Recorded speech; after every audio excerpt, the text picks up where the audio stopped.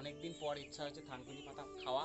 তো মাঝে মাঝে আমি থানকুনি পাতা খাই, তবে থানকুনি পাতা আমি তুলতে যাব। আমাদের পুকুর পাড়ে হয়েছে থানকুনি পাতা।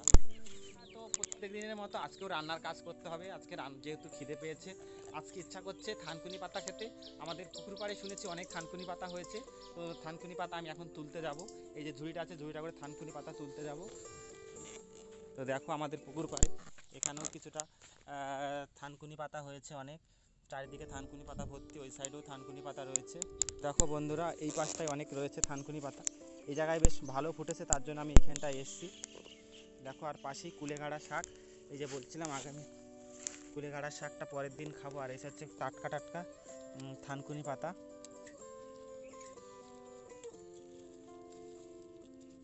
আমাদের পুকুর পাড়ে প্রচণ্ড হয়েছে দেখো। থানকুনি পাতা একটি পরিচিত ভেষজ উদ্ভিদ। আমাদের আয়ুর্বেদ আর লোকের চিকিৎসার জন্য এটি সাধারণত ব্যবহৃত হয়।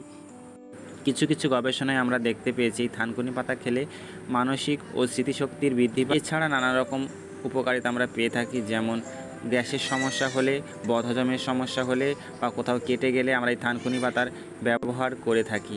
আজকে থানকুনি পাতার একটা ভাজার রেসিপি নিয়ে চলে এসেছি।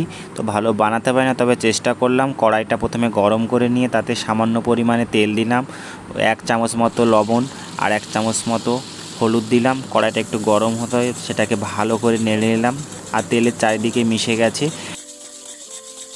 করা হয়ে গেছে, এইবার দেখতেই পাচ্ছ একদম পুরো পাউডারের মতো করে ফেলেছি। এইবার এখানে মিক্সচার করেছি থানকুনি পাতা, সাথে লঙ্কা আর রসুন দিয়ে 5-6 মিনিট মতো এই গরম কড়াইয়ের মধ্যে রাখতে হবে। 5-6 মিনিট রাখার পর দেখতেই পাচ্ছ আস্তে আস্তে জলের বাষ্পটা বেরিয়ে গেছে এবং একদম পুরো একটা আঠালো ভাব চলে এসছে। জলের পরিমাণটা অনেকটা কম হওয়াতেই আর যে গন্ধটা বেরোচ্ছে, খুব সুন্দর গন্ধ। একে গরম ভাতে খেতে যা দারুণ লাগবে।